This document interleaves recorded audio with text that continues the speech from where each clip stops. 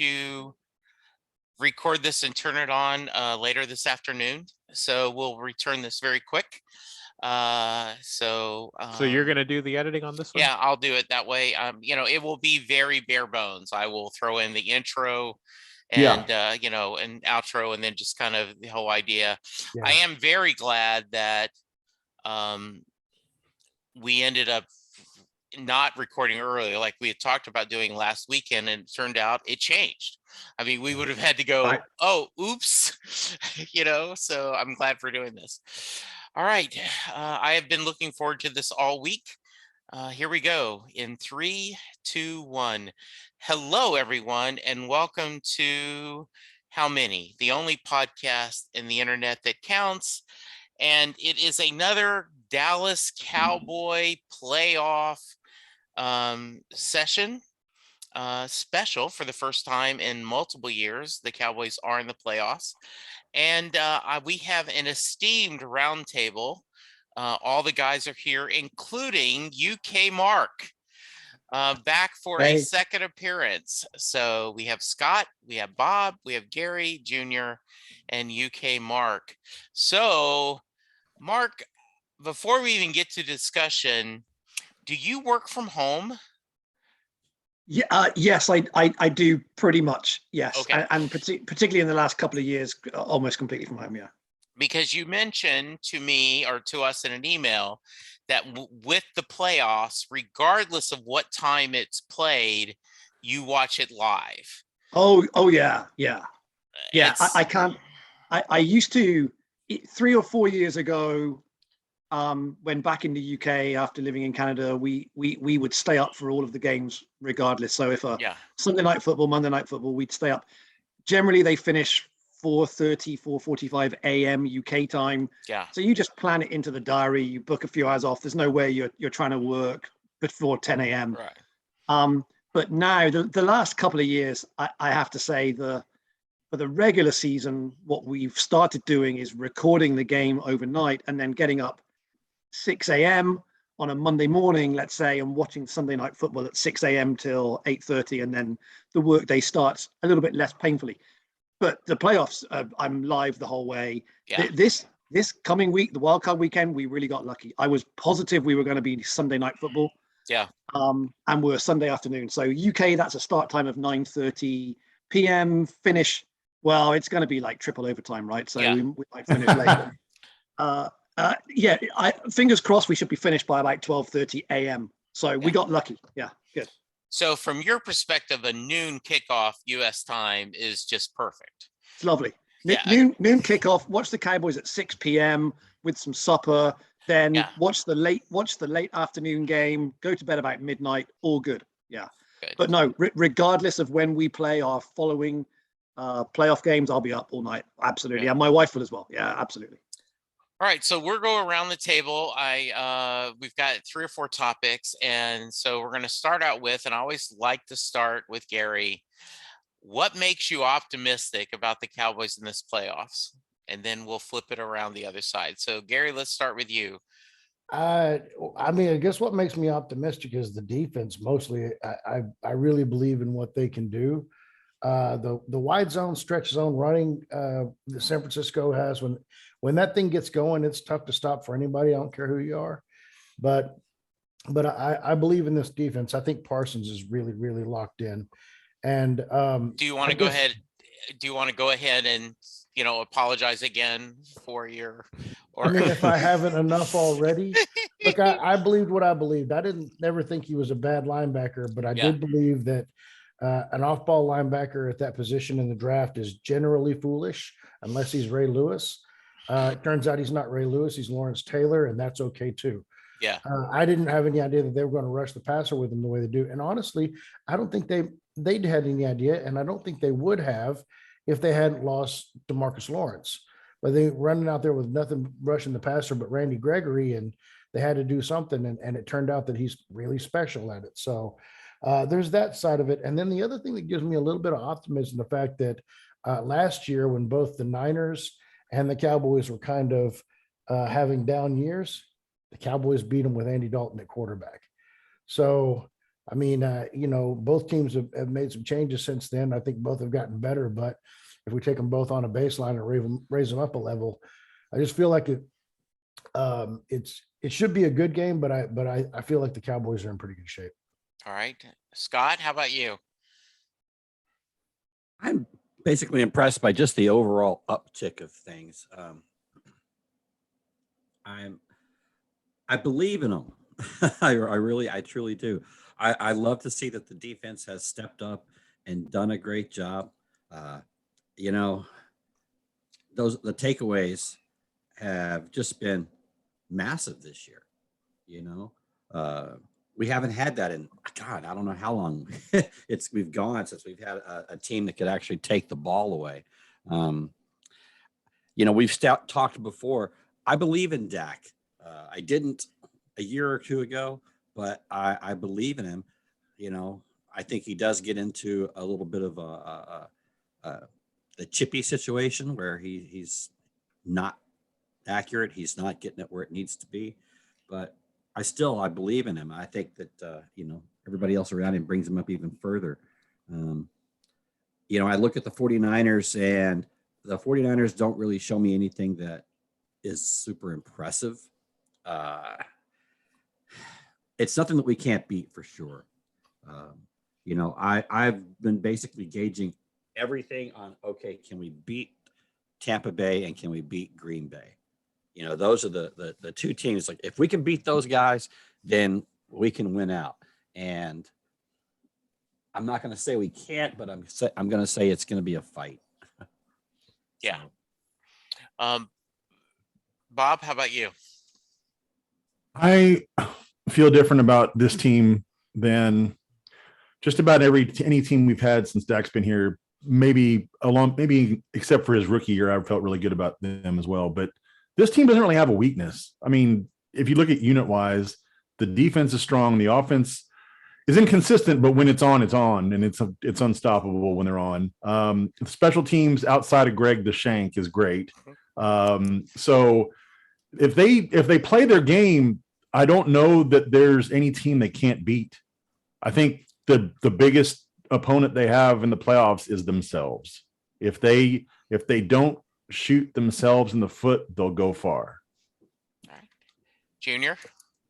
Well, in terms of things that I feel good about, I do feel good about, like Gary said, the defense, specifically the pass rush. I think of the teams that were available to us to play in the wild card, Jimmy Garoppolo is probably one of the weaker quarterbacks. I do feel like our defense struggles sometimes against mobile quarterbacks. I think sometimes our pass rush lanes are kind of undisciplined, and it leaves wide open gaps for quarterbacks to pick up those extra yards whenever the secondary kind of breaks down. So I do think that with Jimmy G being on the 49ers side, that we do have a good opportunity for turnovers. So add in our good pass rush, and I do feel like Trayvon Diggs and some of the other secondary people are going to have a really good opportunity to get a couple of picks. And I think any picks or any turnovers in a playoff game are massive, massive difference makers. So that's one of the good things I feel really good about. Good. All right, Mark, how about you? Okay, Jesse, I wrote down some notes on this and called this bit "Reasons to Believe."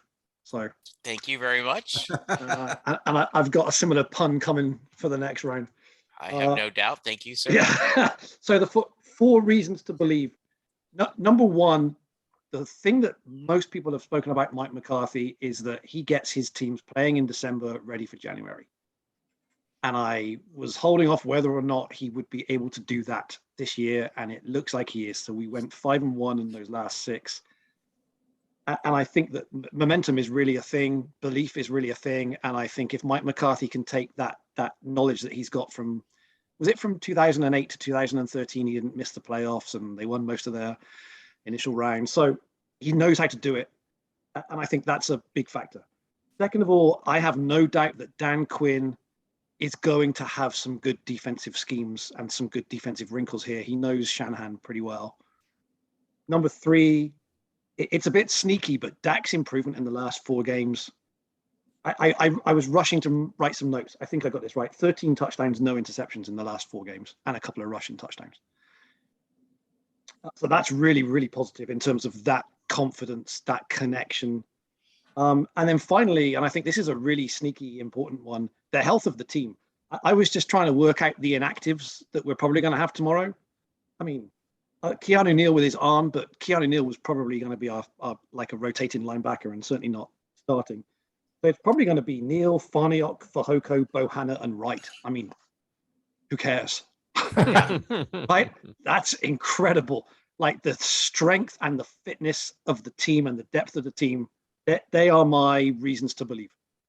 I first off, great points, everyone. I do think it's none of us in August would have said, defense is going to be our number one thought. I mean, and so that's been a really pleasant surprise. I've heard a couple of times different people on the ticket talking about the health and Mark. So I think that's a thing, we kind of knock on wood, we aren't fighting any COVID issues. Everyone's going in healthy except, our one receiver. But they talked about that when we were out at the beginning of the season with our receiver, right? That number one, I'm drawing a blank on Gallup. Yeah, Gallup. When Gallup was out, that the guy that's the fourth receiver is actually Cedric Wilson. Yeah, Wilson's pretty good. So he's doing a bang up job. Yeah. So I'm optimistic because I do feel for all the criticism that McCartney got, he has done this before. I know everyone likes to say, and in fact, I ran into a Green Bay fan in New Orleans, like, yeah, they got their, despite McCartney, that if Aaron Rodgers, that's why he's so mad, is because if McCartney hadn't been incompetent, they would have a ton more. And I just think the reality is he seems to have a little bit. Dan Quinn, I think, is having a blast with this. So I think Pizza Boy, will do the best. I do think that we will probably lose Quinn after this season, and rightly so. Good for him to try to get another shot. So I think that this team is different. I would have felt a lot more optimistic if they'd beat Arizona, just because I felt like it would have been nice to see, though you can't complain about going 5-1. And when we met last time, Gary reminded me that I had said they'd go 10-7. And, when they end up going 12-5, that's a good team. Yep. And the other thing that makes me optimistic is, and this is totally superstitious, but when everyone is talking about, oh, this will be an easy matchup, or this will be good, you start worrying. Instead, a lot of the chatter is, oh, the Cowboys screwed themselves by going up a thing, and now they've got to play a tougher team. It would have been so much better if they had to play Arizona or the Eagles, and now then the 49ers are the worst matchup for them. And I never think it's a bad thing if you can increase your seed. And as Chris said, everyone's talking about how we need to worry about San Francisco. Let's not forget they've got to worry about us. Yeah. So, Definitely. and so that's why I'm optimistic about that. All right. So yeah, and Mark was actually, I think, dead on when he did his predictions. I went back and I listened to it. He predicted 5-1. He predicted that the only loss would be to Arizona and that we would finish 12-5. He was dead on the money. All right. That means, you know what that means? We're all counting on you now, Mark. You know Yes, yes, we are. So whatever. Yeah. Okay. No pressure now. Yeah. All right. So Scott, let's flip the coin. What makes you pessimistic about this? Just the inconsistency, and that's my fear. Is the inconsistency on the offense, the inconsistency on the defense. I hate seeing the defense get shredded by the run. I hate it when receivers are so wide open over the middle. it makes me insane. And I know that when it happens, it's just a mistake. But those things need to be figured out. They need to be fixed. They have the ability. They have all the manpower to do this. It's just, I don't know. I don't know if it's keeping their mind in the game or what it is, or if it's just McCarthy teaching it and coaching it or what. But the inconsistency is my biggest fear. This whole thing, because I think you had it really, really right there. That I keep hearing people talk about, this is who the Cowboys are going against. Oh, it's going to be so tough. It's going to be so tough. But you're exactly right. Those teams are having to go against the Cowboys, and I wonder if it's being played up that way on their end. So, but that's my take. That's my my flip side of the coin.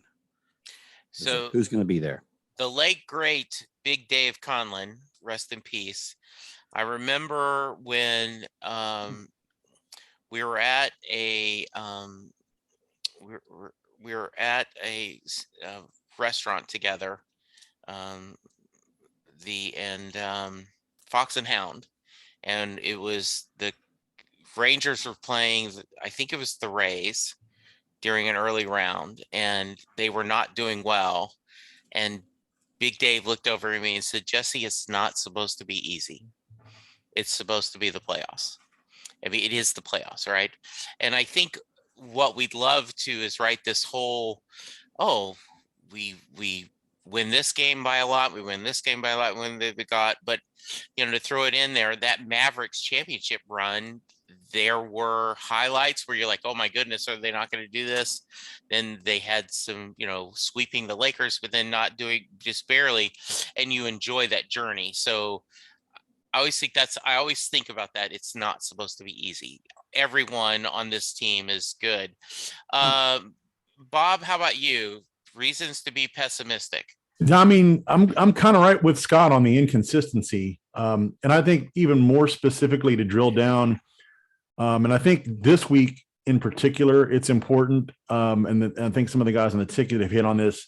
The offense needs to get off to a good start. You can't have one of those games where the offense takes half the game to get in a gear, because you want to take the 49ers out of that run TOP mentality, that you want to make them have to play catch up. So most weeks I want us to receive in the second half. This week, I want us to get the ball first. I want us to get the ball first and score and just put as much pressure on them as possible.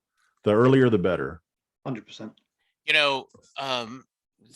Because, take a drink. I'm going to bring up a Bruce Springsteen reference. When they interviewed Bruce about playing at the Super Bowl, he said his concern was sometimes when you go out on stage to perform, things aren't clicking, that the band is off flat, the audience isn't into it. And what he has to do is he calls an audible. He forgets the set list. He pulls something out of his, behind, and does something different to kind of shake things up. And he says, and my concern is if that happens on the Super Bowl, there's no time to do that. We have to, and, surprise, they came out and it was like it was an encore. They were on top. So I think you have the same thing, right? Like, this is a one and done situation. So you've got to be able to go right from the opening kickoff and be ready to roll. So Mark, I look forward to your pun. What is the, why will we be going down? Well, I was going to do that one, and I'm glad I didn't. So why would we be lost in the flood, Jesse? Nice. Well, here's the thing. So I had 4 reasons to believe. I got 7 to be worried for this section. That is a Cowboy fan, right? Yeah. So So penalties and O-line having a bad game kind of go hand in hand. I'm not yet convinced that we've nailed all the O-line piece. And if we give San Francisco room to just run at us, If we give San Francisco reason to believe that they can just stop our run, we're in some really bad trouble. We're just in really bad trouble. So there's that. The penalties, the O-line having a bad game. If we cannot stop their run game, if we don't work out we better have a plan for Trey Lance. Trey Lance didn't play a single snap last week, and I just categorically don't believe Trey Lance won't be playing this week. I think Shanahan's going to have some really creative Trey Lance stuff. Deebo Samuel's going to be in the backfield. We have got to work out what we are going to do in terms of some of their trick plays and particularly stopping the run. Otherwise, we're in real trouble. I still don't like the fact that the opposition seem to be doing well in terms of their average starting position on the field. Teams seem to be getting a few yards ahead of us, getting better kickoff returns, punt returns. Our third down defense and our red zone defense has been getting better, but still is not great. I just read this morning, San Francisco has the #1 red zone offense in the entire league. So we better stop them even getting to the 20, 25 yard line. That would land us in real trouble. And then it's been mentioned a couple of times, the kicking game. I have no idea how we have ended up here with Zerline as our kicker. I read a very, very, very good comment a couple of days ago from RJ Ochoa on Twitter. And he said, this is no longer Zerline's fault. He is who he is. This is the fault of Bones and McCarthy. Zerline is kicking at 70%. That's just the kicker he is. It's the kicker we've known he is. It's not any longer his fault. People should have a problem with Bones and McCarthy, not with Zerline.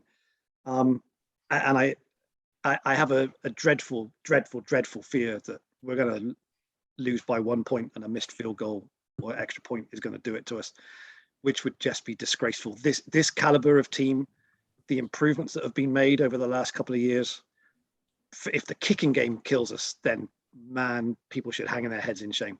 So insert real quick, David Moore, I believe, is the one who's mentioned. He said, you go into this game worried. Let's say he has a great game. Does that mean you're not going to be worried if you go to the next game? No. Or the next game, right? Like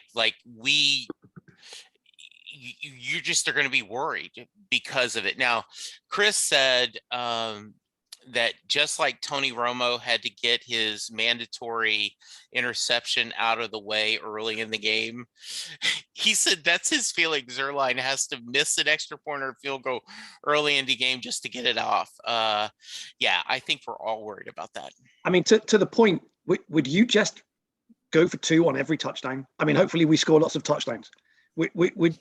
I'm tempted to say I would have an awful lot of sympathy with Mike McCarthy saying, screw it, go for 2 every single touchdown. Curious to, I want you guys to talk about that in a minute. Any other pessimistics? I was losing count. Oh, I did my 7. Okay, very good.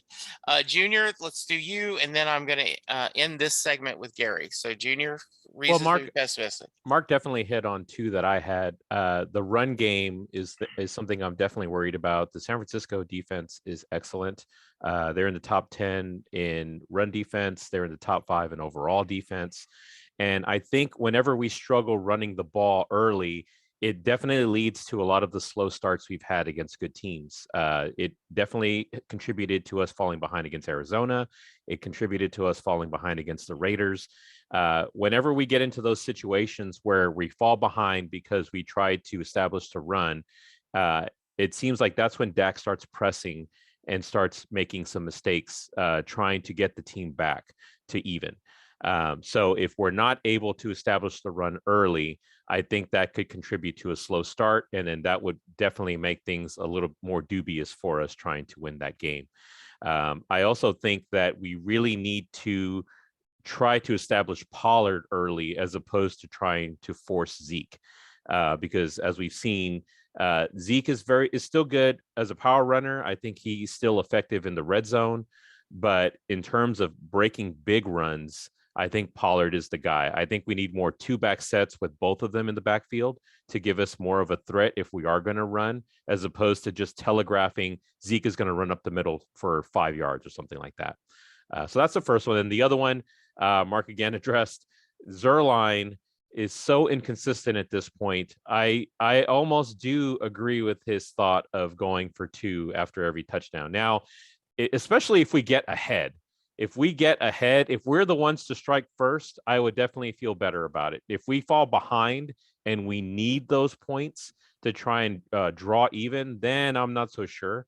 But if we're ahead, I think stepping on the neck of the opponent by going for two is the way to go. I just think that we need that kind of aggression in a playoff game, and Zerline is too unreliable for us to count on a point every time. Also, in addition to 2-point conversions, if it's fourth and under 5 or under, and we're on our side of the 50, I think that's an automatic go for it on 4th down. Okay, Gary, you are one of the most optimistic Cowboy fans forever. So I know this is not your forte, but what are we pessimistic about? Well, mostly I'm pessimistic about the fact that in the last half of the season, we don't seem to be able to grind out games. We had grind out games early in the year, though. So it's not that they're not capable of it, but this is one of the things when I'm watching games with my friends. I don't have any friends on this podcast, but specifically Bob and Junior, they drive me nuts. We're watching games, and it's like if the game is tight, they hate our team. And I'm like, you don't understand. You have to learn to do this. So you look early in the season, you lost the tight one with Tampa Bay, obviously, but you took the lead late in that game. Only, then Brady goes and gets his game winner, and it is what it is, right? But you had to grind out a game against the Chargers. That was a tight game. The entire game was tight. Yeah. And I thought, watching that game, I thought, I can't, this is so good because this is a good football team. And we are grinding out a tight game where the entire thing is full of tension. It's one thing when you get up big early, everybody do I want to get up big early? Sure. Spot me 28-0. I'll feel great.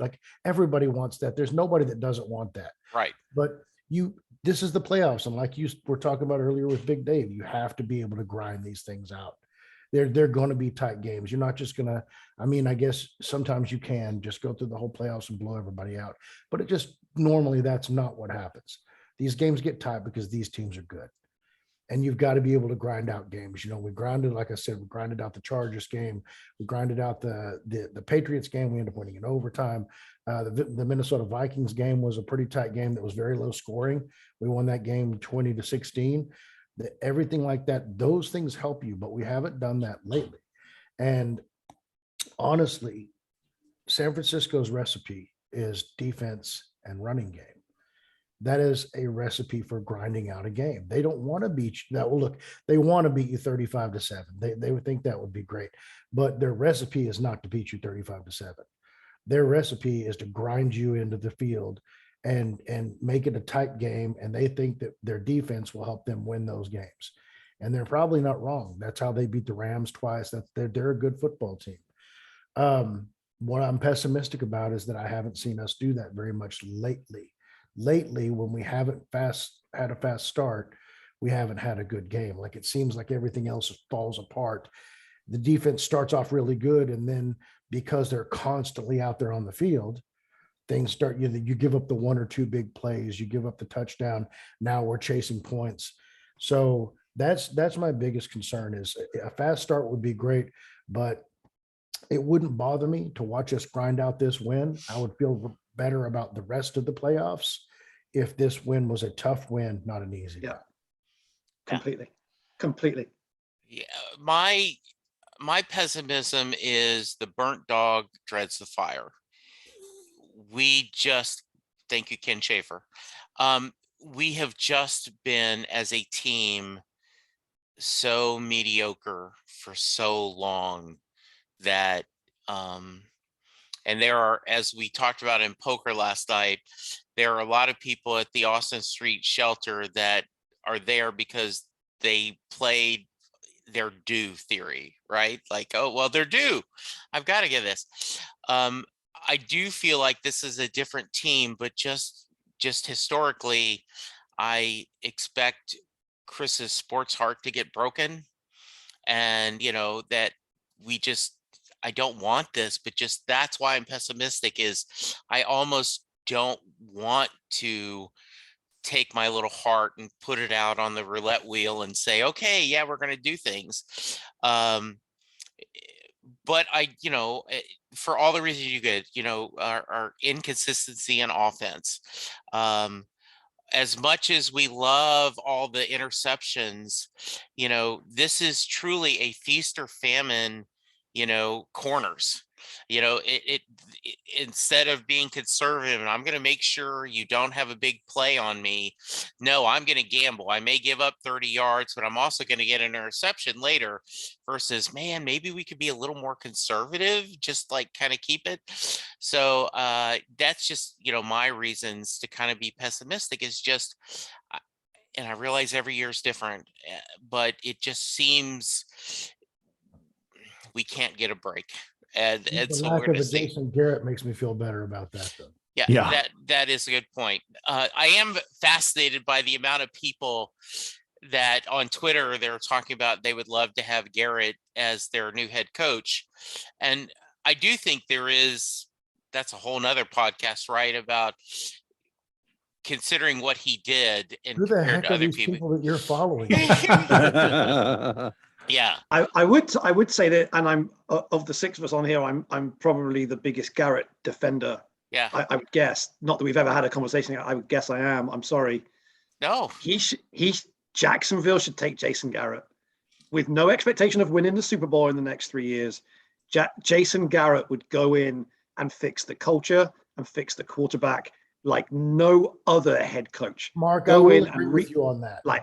If Jacksonville won't take Jason Garrett, but man, Jason Garrett would go and fix Jacksonville. He would turn them into a positive win. He would fix their drafting.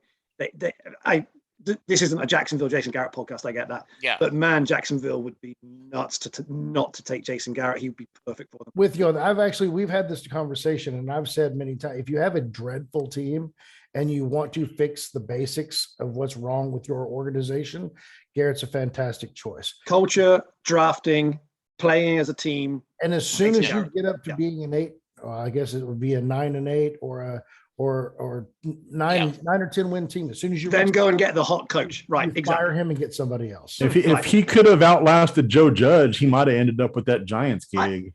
I was positive. The only reason he took the offensive coordinator position was because the Maras told him, we don't expect to keep Joe Judge and you're next up. Like, that's the only reason I thought he took that offensive coordinator position. Yeah, and I saw some stats where, as bad as they were, they got so much worse on offense after they fired Garrett. Yeah, much worse. Being, I follow so many, Springsteen fans. So obviously a bunch of them are from the East Coast, and so they're Philly and Giants fans, and you see that where they're like, as firing him did not fix the offensive woes, right? Yeah. So yeah. On that Jesse, on that theme, just kind of funny Twitter conversations of Giants fans baying for Garrett's blood and then suddenly realizing that they had made an awful mistake.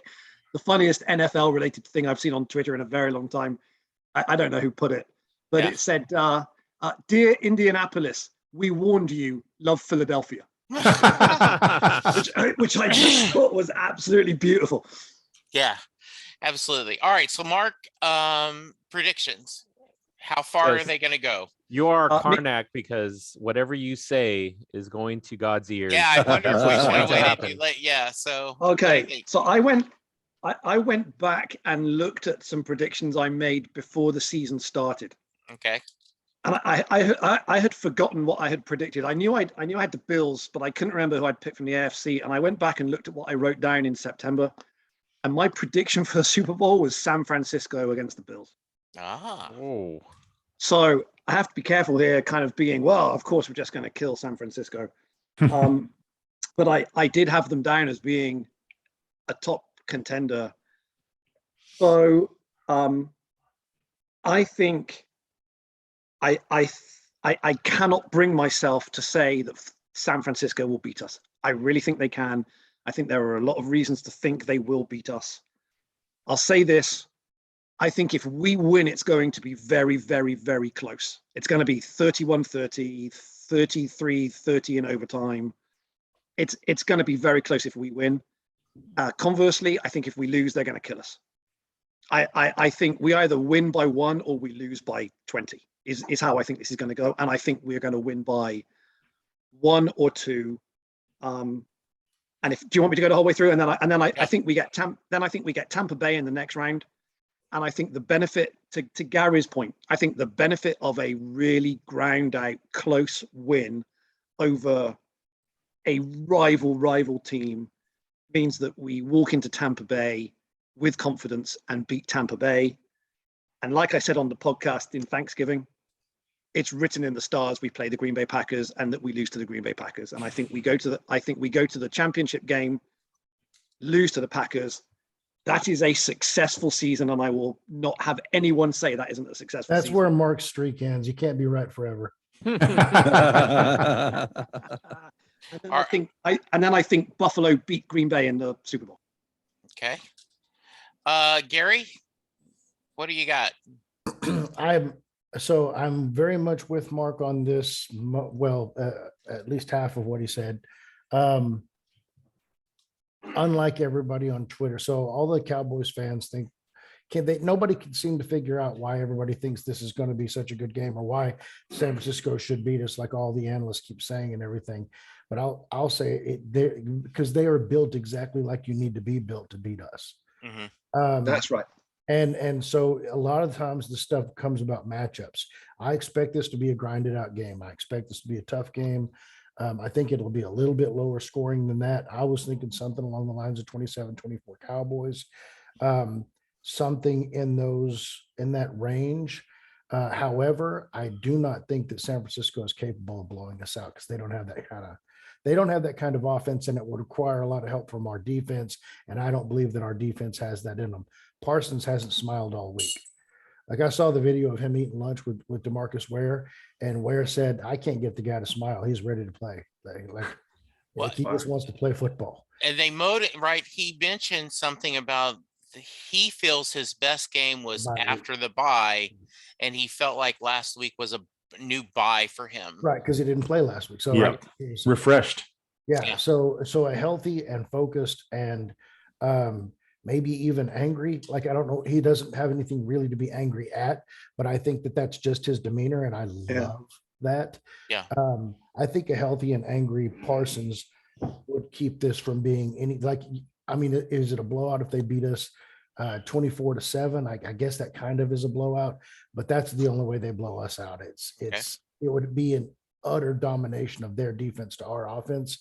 And I'm not sure I see that happening either, but it's possible. So we'll see. I've got it at close, but Dallas winning. Ultimately, I think if we shut down their running game, which I don't know if we can because that's a good running game, but if we shut down their running game, we have a chance to blow them out. But I think it's gonna be tight. And then the rest of the way, what's your? Tampa is a shell of what they were in week 1. Yeah. And they're missing all those DBs, and we put up a lot of yards and a lot of points on them, even with all of their Super Bowl defense on the field. They got a hold of our defense when none of our guys knew what they were doing. Parsons didn't know he was a pass rusher. This defense is light years ahead of where it was in week 1. I think that we could go into Tampa and handle Tampa quite easily. The last couple of times we've gone up to Green Bay, which is where we would probably end up, as Mark said, we have not been able to locate Aaron Rodgers. It's like he's in a black hole behind the line of scrimmage. That would not be the case this time. I don't think we'd have a problem applying pressure. And then we've never gone up there with a ball hawking corner. And we now have a ball hawking corner. This is a guy that doesn't throw interceptions ever. And I think likely he would throw interception against us. And that could be a game changer. And at some point, you don't make the miracle 38-yard throw where the tight end gets his toe to touch the grass about a quarter inch inside the out of bounds line and a last second field goal to win. All streaks come to an end. This year will be the streak when all those streaks end. So we beat Green Bay in the NFC Championship. Who do we play in the Super Bowl? It's probably Kansas City. They're starting to play right again. Their defense is fantastic. They beat us 19-9 in Kansas City. This game would not be in Kansas City. And if we get past, this is a little bit, you made the analogy earlier of the 2011 Mavs. This is like Portland for me. If we, that Portland series was a tough series. We almost didn't get out of that series. Right. And everything after that was just a whole lot easier. Like it was all downhill after that. This could be the catalyst to a run like that. Obviously, there's 1,000 things that can go wrong with COVID and injuries and everything else, or just the inconsistent play of this team. But if this team plays good football, there's no reason why they don't lift the trophy. All right. Dallas beats Kansas City. I love it. Junior? I've kind of been flipping back and forth. Even up to last night, I was thinking San Francisco was probably going to win this game. I just didn't feel good about our run game, and their defense is so good. I have a feeling that they would kind of take a little bit of advantage of an inconsistent Cowboys offense. We would really need to have righted the ship completely for me to feel good being successful against the 49er defense. But, after thinking about it a little bit more, hearing about what other people had to say, now I'm starting to lean back towards an optimistic approach. I'm thinking the Cowboys are going to win this. I think it is going to be a low scoring game. Both defenses are good. And like Gary was saying, the 49er offense is more built around time of possession and run. It's not really built around explosive plays outside of explosive running plays. And there really has to be a big breakdown with our defense for that to happen. I'm leaning towards a 21-17 Cowboys win. I do differ with people in terms of wanting the easy way to a Super Bowl. I'm all about the shortcut. I'm really hoping every starting quarterback outside of us breaks their leg, so we have a nice simple run to the Super Bowl. There's nothing I like more than taking advantage of a weak team. You're going to play Jordan Love and Lambeau. I'm hoping every other team has some kind of massive COVID outbreak so we could play their G League version to get us to the Super Bowl. Like Gary was saying, if we are fortunate enough to get past the 49ers, which I'm starting to think we will, I do like our chances against Tampa Bay. The two teams are very different from the first week of the season, like he was saying. I think we do well. This pass rush specifically does well against teams that don't have a mobile quarterback, and Brady is the antithesis of being mobile. So I think if we get a decent pass rush on him, we would be successful against that offense. And then our offense, I think, would do well against their defense. So I actually think we would beat Tampa Bay, assuming they get past Philadelphia, which is not a given. Philadelphia at full strength, I think, has a decent shot against Tampa Bay. And obviously, if Philadelphia were to beat Tampa Bay, I would love our chances at home against them for a third time. Going to Green Bay, though, and I don't even know that Green Bay will make it that far. I mean, the Rams, the Cardinals, they all have a decent shot at beating them. So it's not a given either.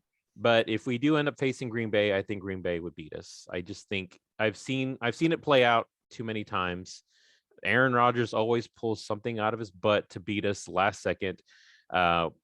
It just seems like it's a curse that I think will not go away until Aaron Rodgers goes away. And I mean, he's getting up there in age. I don't know that he has that many years left.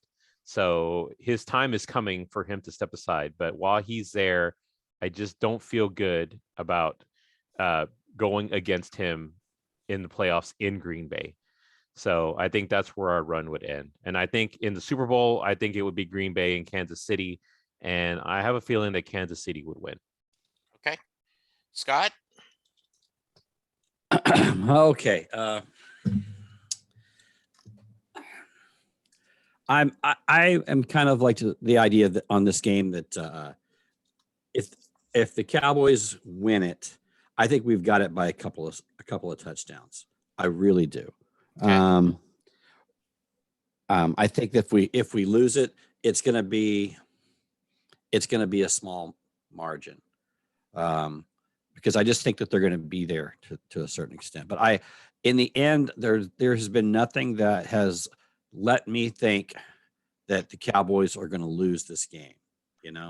And it may just be the fact that I'm an old Dallas Cowboys fan. And I think, we have to beat the 49ers, But I think the Cowboys beat the 49ers. I do think we're going to see Tampa Bay, and like the others are saying, I think that we can get through Tampa Bay. I think that the pass rush that we have now is actually a match now for Brady. You know, he'll get them off. He'll get passes off. He'll make big plays on us. But I think in the end that we would wear them down. I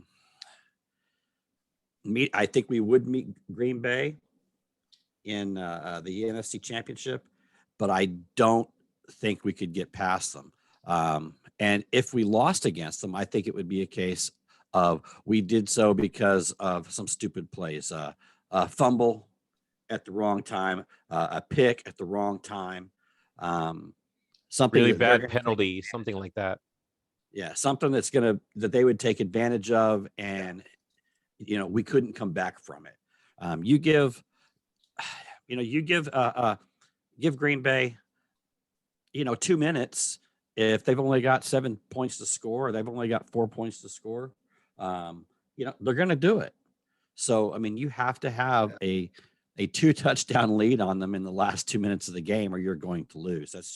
That's where Aaron Rodgers wants you. He wants you to be 3 points ahead with 1 minute, 20 seconds left to go, and they're getting the ball. Yeah, I can't tell you how often Chris and I we left him too much time. We left him too much time, right? Yeah. Okay. Yeah, so that's I don't think we're going to get past the NFC Championship, but you know what? I think if we get to the NFC Championship, then we have a successful season.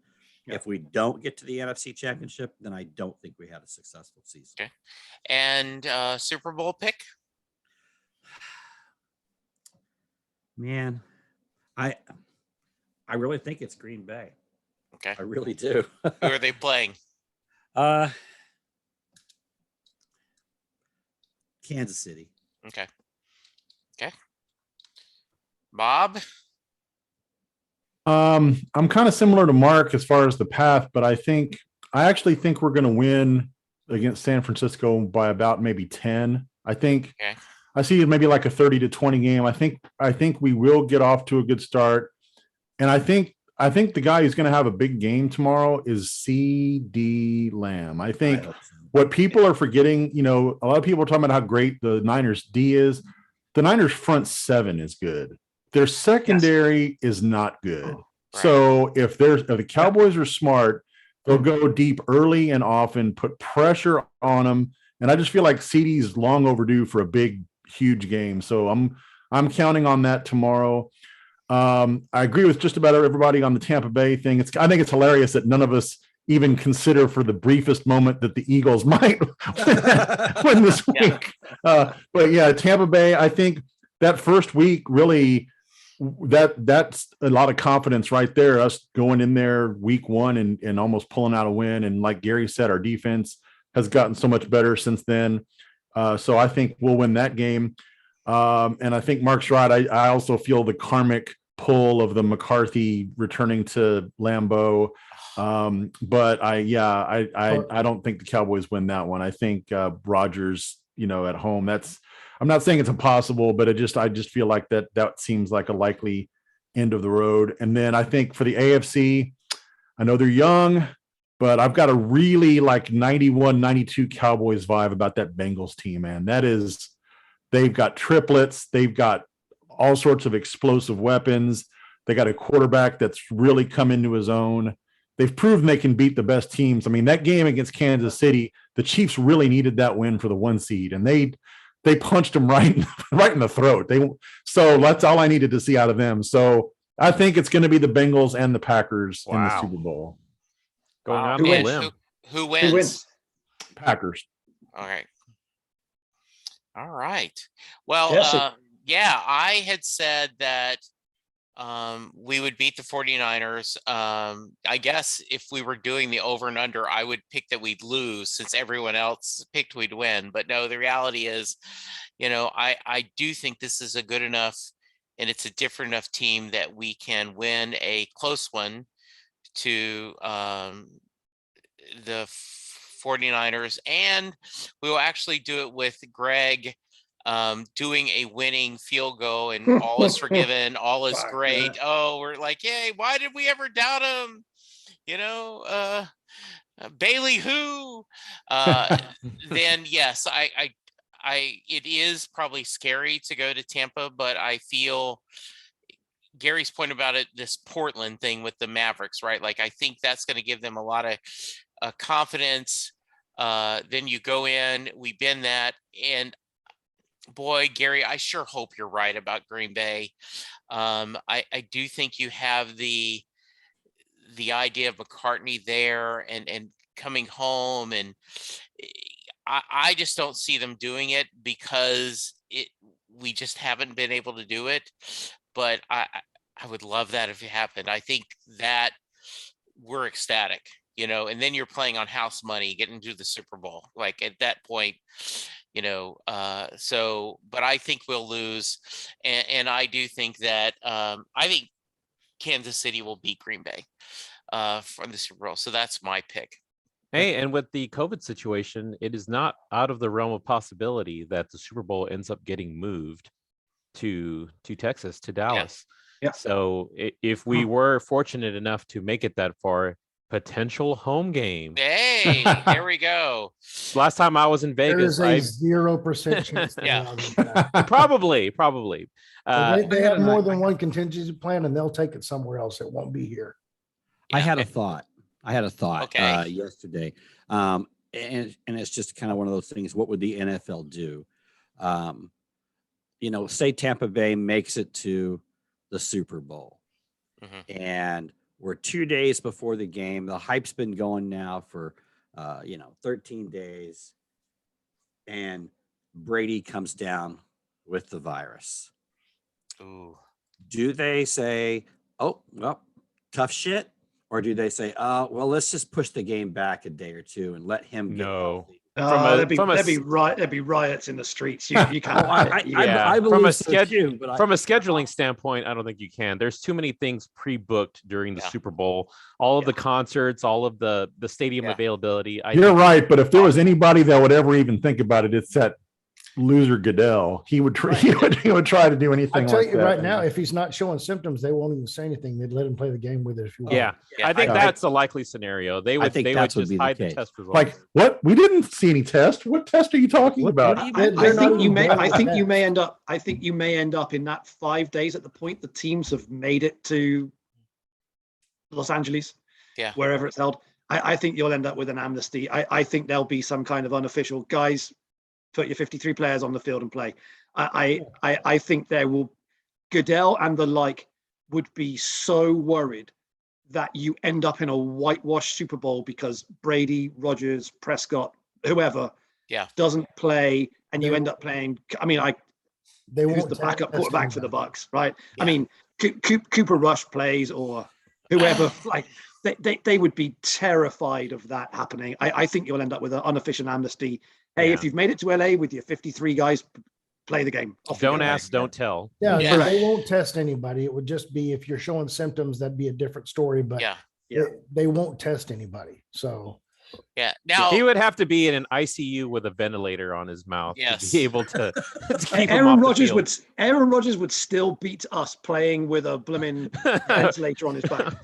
Now, the lover of stories, I don't think this can happen, but Tampa Bay and New England would be a lot of fun. I mean, for a Super Bowl, there's two. I mean, but just you talk about just everyone just licking their lips like, oh, this kind of the master and the the student and all this would be. And great. I will say, the last time I was in Vegas, I put $100 down on the Cowboys winning the Super Bowl at 8-1 odds. So this would be a great opportunity for karma to finally even things out after my horrendous Vegas trip. Way to screw us up. Okay, so if my choice is clearly Dallas, and I think if we get to the Super Bowl, we win the Super Bowl. I just don't think we're going to get to the Super Bowl.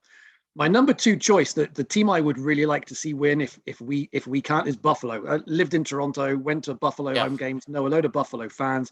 I have people that are season ticket holders, etc. Love as friends. I would choose Buffalo. if it can't be either of those two, as much as I hate to see the likes of Belichick heading back to the Super Bowl and the Patriots being back at the top so quickly, I'm a big draft watcher. I love the draft, Jesse. I've said to you, I enjoy the draft process more than I enjoy watching some games. I had Mac Jones as my number 2 quarterback, and he was close to Trevor Lawrence. And people were killing Mac Jones in the draft process, talking about he shouldn't even be a first-round pick. People had him as the 5th, 6th. There were some reports had Davis Mills ahead of Mac Jones. He was my number 2, and it was really close. And I couldn't believe he fell to where he fell. It's just typical. Just personal thing. I'd love to see Mac Jones become this good already. I can't believe I can't believe Trey Lance went ahead of him. I can't really believe Fields went ahead of him. Wilson, I can kind of see, but I'd like to see Mac Jones go and win the Super Bowl in his first year, because I think he could be a great quarterback for 20 years. Yeah, this might be one of Belichick's better coaching jobs with that team. Oh, yeah. Yeah. The other thing would be fun is Dallas and Buffalo again. Just because, just like, it would be just, that would be just, amazing. Yeah, I can't imagine us losing that one just based on the matchup. Like, it just seems natural. Us against Buffalo means blowout win for the Cowboys. Yeah, exactly. So, boy, would Buffalo be wanting that. Yeah. All right. So great discussion, guys. I really appreciate it. Scott, any final thoughts?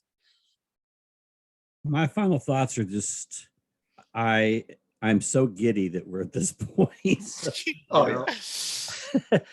And I really, I can't remember the last time we were at this point, and I actually had good thoughts, that I felt like, yeah, we can do this. We can actually win, and go on. And so I'm just kind of taking it as like, I want to soak it in, get as much as I can from it. Because I know that once football season's over, it's dry for me on TV, because there is no sports on TV after the Super Bowl. Bob, any final thoughts? I'm really excited about seeing playoff Parsons. I feel like Gary was talking about earlier, I think as great as he's been, I feel like we might see like this next level that we haven't even seen yet. I post, we kind of have a running joke, the old Fast Times at Ridgemont High movie where the Forrest Whitaker character is the superstar on defense, and to get him fired up for the game, that they steal his car and wreck it, and spray paint the other team's stuff on it so that he's super keyed up for the game. I kind of envision him being in that mode in the game, so I'm looking forward to that. Good. Junior? I am just happy for meaningful football in January. It's been a while since I actually had a Cowboy team that I felt had a decent chance to advance. The last time I felt this good about a team was 2016. Obviously, we finished with home field. We didn't get past the Packers that year, but that was the last time I felt like we had a legitimate shot to make it all the way to the Super Bowl and possibly win it. So I'm just grateful that this is not a tank for Tua situation. All right, good. Mark, final thoughts? I mean, we've known we were going to short of some disaster, we've known we were going to the playoffs since week 2, right? So it's finally here. I'm very excited, genuinely excited to see what this coaching team can do. I do think Kellen Moore, who's doing head coach interviews, is going to have some wrinkles up his sleeve.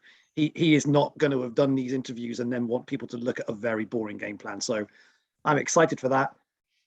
The most excited I've ever been in the past about a team was 2015. Everyone forgets 2015. We started 2-0. That was the year we were going to the Super Bowl, and just horrible injuries got in our way. I am more excited now than I was for that 2015 team. It's just great to be relevant. We're going to be relevant for several years, I think, and let's just enjoy the next few weeks. It's just great time to be a Cowboys fan now this next few weeks. And Gary, you want to bring us home? Micah Parsons said, You become a star during the regular season, but in the playoffs, you become a legend. I want Yeah. to see what he means by that. Oh wow, that's I love that. That's Did he? I great. didn't hear that. That's good. That's good. Yeah, that's a He, great he line. texted that to Trayvon Diggs. Wow. So Chris has been blowing up my phone all week. I mean, Poochie is just ecstatic about playoffs. And so we will be, we will have all the banners up and the throws, and we will play the CD. So I'm excited. I'm excited all to right. see this. Are any of you going? Did any of you get a ticket? No. They're just impossible, right? Can't afford that. Yeah. And we kind of, Mark, I know Gary is this way too. We almost prefer watching the game on TV because when I've been to like, I think 3 games at the new stadium, and every time I've gone, I'm watching on the screen above, not looking on the field.